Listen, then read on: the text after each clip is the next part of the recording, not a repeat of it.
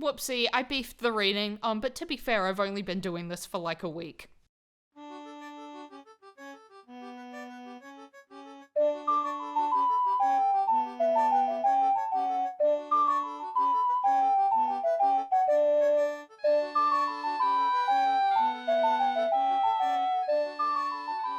So welcome to day 9 of Meta-Morbius. Hi, Meta-MORB-phosis. I'm here. I'm John. You may know me from other podcasts or not. This is not my first time having a Metamorphosis experience. I was there watching, on day 2, I watched the second Morb with y'all, but none of y'all mentioned it in the podcast, and I had to go before you recorded the end of it, so it's like I was never there. We erased you from existence. Exactly. The only evidence that I was ever there was the fact that I keep telling people I've watched Morbius, and it's good, actually. Please, I swear I was on my friend's shit podcast. You have to believe me. I swear, I've seen this terrible movie. I mean, this great movie. Every time I think about it, every time I'm like, what makes this movie good? I realize it's maybe not very good. Like, I'm like, yeah, that was a good movie. And then I'm like, I did just watch it with friends. And every time I think of it, I'm like, yeah, there was that problem with it, and that problem with it, and... Yeah, and if you discount everything about the plot and writing, Morbius could be a good movie. I feel like the plot's kind of cool. I like the plot. Look, as far as science babble goes, trying to fix your disease that makes your blood coagulate too much by getting DNA from bats that produces an anticoagulant, that logic holds up to me. I don't hate it as far as, kind of vague sciencey justification for a thing goes. Yeah, it's vague science. It's in it's in Marvel. There's magic. Yeah. Maybe bats do weird things. Who knows? I don't know. I've heard worse. I follow the internal, logic. But even beyond whether Morbius is...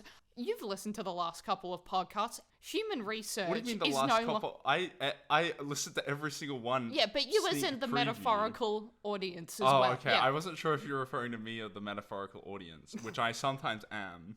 It's both. Yeah, it's both. Okay. It's both. A metaphorical audience. Pretend you're me and you're listening to this podcast. What if you were John and you were sitting, half a meter away from me and we were both speaking into the microphone and we were both boys? Yeah. Unless... Imagine you're on the Metamorphosis podcast. What would you say? But there's 9 morbs. I can see this beautiful 3x3 grid on the TV. Oh, yeah. No, I'm becoming really good at setting up view screens in parallel to each other now. I'm excited to... I kind of like the plot of Morbius. I feel like everything else might suck. Oh, no, the camera shooting, the cinematography is pretty good. And the general idea of the plot, if someone, gave you the cliff notes of it, a paragraph pitch of it. Yeah. It would be pretty good. I feel like everyone went into the studio, super excited, and then they had it written down on a napkin. Hey guys, do you know what we're shooting today? Yeah, sure. Here's the shoot script, and it's just a blank piece of A4 paper. Someone's drawn a little bat on it. Yeah, that was the notes for Costa Rica. Yeah. Make bats happen. Make a lot of bats happen. I don't care how you do it, Daniel Espinosa. I need more pictures of bats. Someone's drawn a little bat, drawn an arrow to it, and then just written at the other end of the arrow, Jared Leto. No, okay. I think someone's crossed that out and written Matt Smith. And that's how it was made. Yeah, that's the whole movie. But yeah, as I was saying, I think 3 or 4 jokes ago, human science and rationalism can no longer tell us if Morbius is any good. So I'm turning to the stars. John, would you like to explain the setup I've got going on? There is, to the right of me, on a table, there is 7 tarot cards laid out in a V. I'm surprised it's not an M. It's called a horseshoe spread. A horseshoe spread doesn't look like a horseshoe. It does look like a V, but I can see how it could be a horseshoe. Well, it's metaphorical for the big V at the beginning of the movie. That doesn't happen? Yeah, no, it's when the opening title, when the blue and the pink, it's V. No, that does happen. Yeah. And it is blue and pink. Okay. Yeah. It's you don't even believe me about what happens in Morbius. You could just gaslight the audience into, believing certain things happen in Morbius. Yeah. Okay, how are we doing this tarot spread? Alright, so we are going to be moving from left to right. John, if you wouldn't mind taking a photo of our opening spread, I might include this as some additional materials. For the Patreon. Yeah. How it goes. 7 cards, which in sequence mean the past, the present, hidden influences, obstacles that must be overcome, others' perspectives, the best path to take, and the final outcome. All right. We're giving Jack a lot of editing work. It's fine. It's fine. He can do it in post. He can do it in post. As opposed to the live editing. Do we ask the horseshoe spread something? What do we ask? This horseshoe spreads are used to resolve specific questions on behalf of the querent. So that's ask. We're asking a question of the cards. What's the question you would like to ask? The question that I would like to ask the cards is, what did they want the plot of Morbius to be? Okay, so the past. It's this. Okay, so that's the 8 of Pentacles. New skills, apprenticeship, confidence, job satisfaction, reward. So what I feel like is that we got a bunch of inexperienced writers to just make a movie. They wanted job satisfaction. They wanted... In the hope of getting paid. They wanted to finally write a good movie after, Gods of Egypt. And they still do. Yep. Their goal has yet to be achieved. Okay, what's the next one? The present. What is happening now? That is the 6 of wands, I want to say. That's either wands or swords. 6 of swords, yes it is. Solace, respite, retreat, healing, journey, insight, reputation restored. I think this represents the fact that the present, right now, post-Morbius release, yes, their reputation needs to be restored. Yes, a matter that has been causing you great concern is on its way to being restored. Yes. They're making Morbius 2 and it's going to be great. They're making Morbius 2 and it's going to be great. Okay. They're on their way to everyone forgetting about Morbius and sweeping it under the rug. But we won't let that happen. We will never let that happen. The next one. Hidden influences, the target audience. Hidden influence. They didn't know that the target audience was going to be a thing. Yeah, they didn't know the target audience was going to be a thing, or that the target audience was not a thing. The target audience did not exist, and that's why it didn't sell. It is the 7 of Swords. Oh, 7 of Swords. Cunning, guile, deceit, tact, diplomacy, flexibility, compromise for the greater good. So I think this card represents Marvel never wants to do anything like this ever again and will kill anyone who attempts. Can I read it? Yeah, by all means. 7 of Cunning, guile, deceit, tactics. I think this represents them, the internet deceiving them into thinking that if they put it out again, it would get... But it was too cunning. Yeah. I think they're doing pretty good. The next one? Card 4, obstacles that must be overcome. The Star. Oh, it was reversed the Star. It was reversed the Star. Yeah. So that is a major arcana, which means this is not within our sphere of influence. So the keywords for the obverse star, so the unreversed one, are hope, faith, meaning, inspiration, promise, healing, protection, new horizons. So quite helpful. So I'd like to posit that the star reversed means utter despair. Utter despair, no hope, lack of faith, pain, no healing. Yeah, that's basically what the Metamorbphosis, right? Yeah, everyone who was attached to this, their reputation has kind of been shredded. I think it's the perfect encapsulation of the movie and its repercussions of destruction and grief. Alright, so we have number 5, others' perspectives. It is the 2 of Pentacles. Balance, weighing up pros and cons, careful consideration, common sense, responsible decision making. And this was others' perspectives? Others' perspective. What if you had made good choices instead of bad choices? The others' perspectives, the people with common sense see this movie and they say it is not very good. And they were like, okay, but I think that it could be good enough for a second release I reckon weekend. it definitely good. Decision making. They made the decision to not watch this movie. Yeah, they made the decision to not immediately announce Morbius 2 or announce Morbius 2 ahead of time. They should have done it ahead of time because then they would have been committed to it. Yeah. And then we would have actually got it. Yeah, right? Like, if they can release... Wasn't the second Suicide Squad movie, like, actually good? Yes. The sequel and also the Suicide Squad that they just did again with Margot Robbie again, but John Cena now.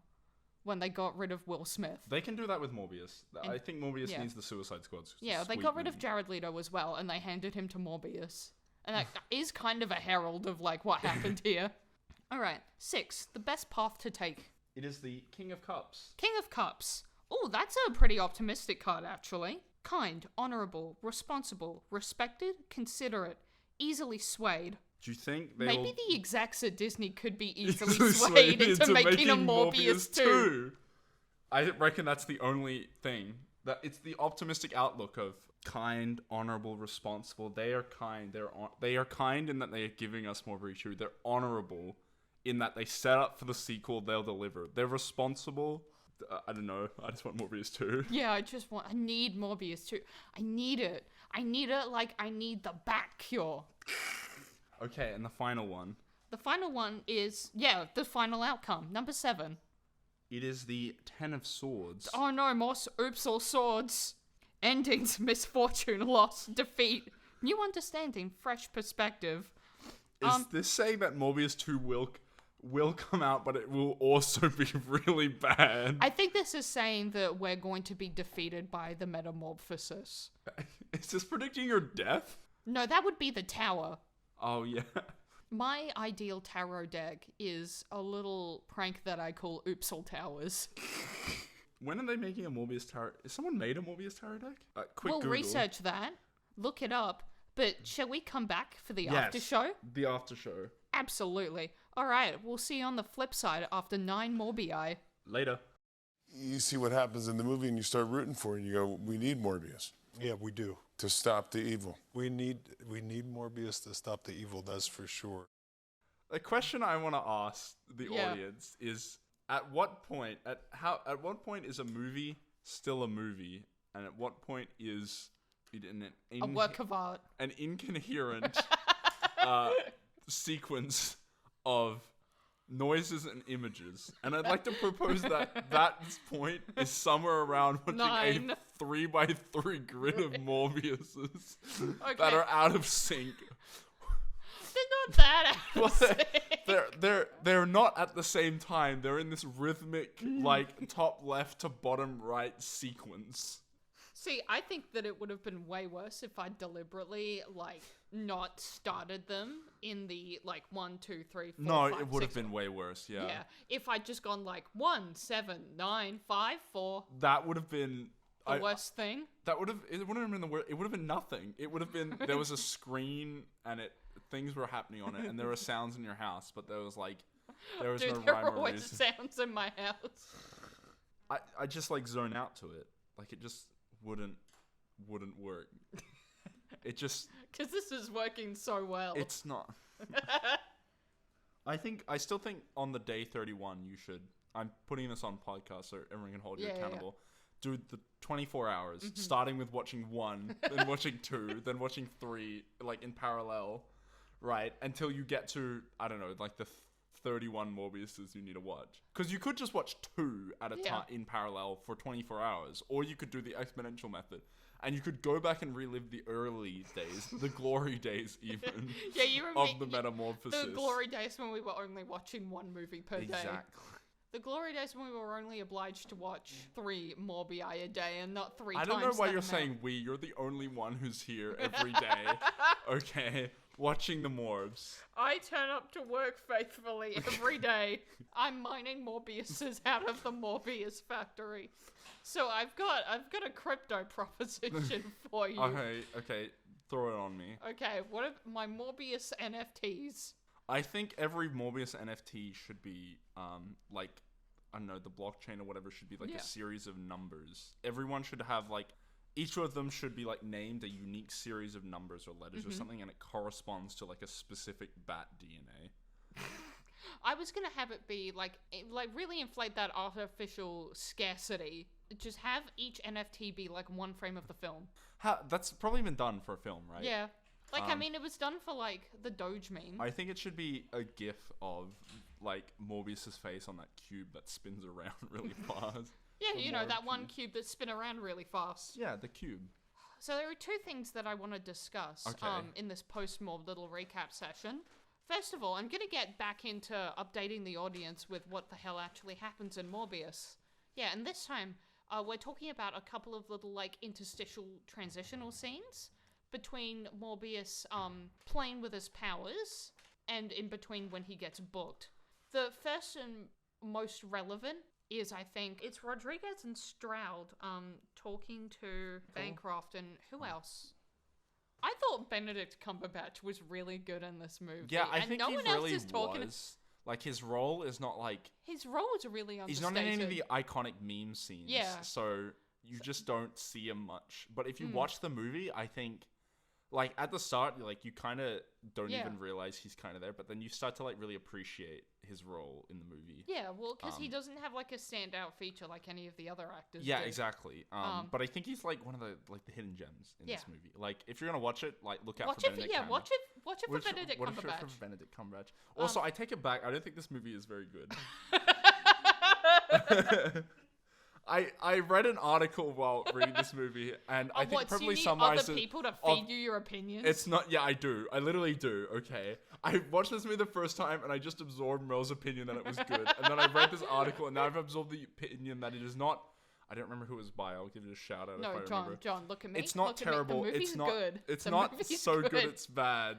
It's just there. I'm telling you, the movie's good. Morbius is not edgy enough to be a like badass guy, but he's not heroic enough. He's not noble enough to be a hero. He's just a fucking guy who like kills a few people, feels bad about it, and then is like, I guess I have to stop my friend. I think it is cool, the plot of the bad guy and the villain have the exact same origin stories and powers, theoretically. I think that's one of the cool things about Morbius. In theory, Morbius is still better than him because he's the good guy and he's got to win. Oh my god, Milo, what are you doing? What have you become? I'm you, but a poor little meow meow. I've been playing with a pen during this recording and Merle just took it off me exactly like that gif of like someone like taking... Yeah, well, that is your bad Morbius opinions revocation. You can I think come it's good back. again. It was the pen. It was corrupting me. Yeah. I love the bit where he said it's deadly to bats failing. Also, the fact that the have sex scene, you can't hear the song. You just hear have sex and then... Have sex.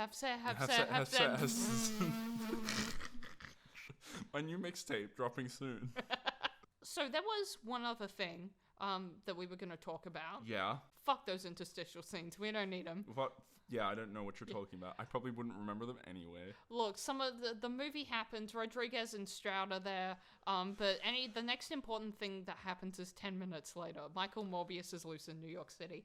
But we were going to talk about class specs this time around. Oh, yeah, we were going to talk about class specs. I reckon Morbius is a prince of blood because he takes blood from others. And he also cares a lot about connections because he like has his friends and his family and he, I don't know, cares about them more than the dude who wants to kill everyone. That's like the only real comparison. Like, he feels bad about killing people. He has used his research to benefit the lives of millions of people, which we actually looked up during the movie. One of the things that we find out during the Nobel Prize giving scene is that Morbius's research has saved more lives than penicillin, and we learned that figure was 200 million. So I think Morbius should be allowed to kill a measly 8. The scales are still tipped wildly in his balance. The official stance of this podcast is that consequentialism. Who's the guy that made penicillin? John Penicilin. So if he like, if John Penicillin went and killed like 300 people, you'd be like, well, he did make penicillin. Yeah. I don't know if that's a... John Penicillin should be allowed to play judge, jury, and executioner. I'm allergic to penicillin, I think. Or at least I was when I was a kid, so he's definitely doing that to me. He's judged me unworthy. if he had his way, I would be executed. John Penicillin is in my house stalking me. Please help. I think he may be poisoning me. I take a sniff of my water and I'm like, not this time, John Penicillin. I know there's penicillin in there. You're not giving me hives. My skin is going to remain unscratched. Anyway, so Michael Morbius, apparently international waters, it was something like 13 miles off Long Island. Yeah. Then I don't think that they're in international... Where do international waters begin? How far off the coast do you need to be international waters? Like, is there like a brief period, but is there like a brief spot between here and Tasmania that I can just kill a man? No. Yeah, there's like 1 What's meter. the strait called again? Bass Strait. What's the Bass Ave Strait? Ave said Desmond. It's Tasman. Ava's saying Tasman. The Tasman Strait. You can kill however many men you want in the Desmond Strait. Desmond Strait, famous boat fight club, killing ring. This podcast is fucking unlistened toable. Listen to Fuck off. 200 nautical miles. Apparently, Jordy has confirmed that international waters are 200 nautical miles, just like the 200 million Yeah.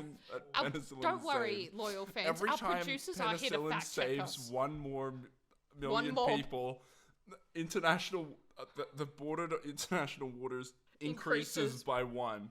So at a certain point in human history, there will no longer be any more international waters. They will all be owned by John Penicillin. The only person that will be able to kill on international waters will be John Penicillin. Not that he couldn't kill anywhere else anyway. Because as we know, John Penicillin, famous serial killer to be, has the right of the judge, jury, and the executioner.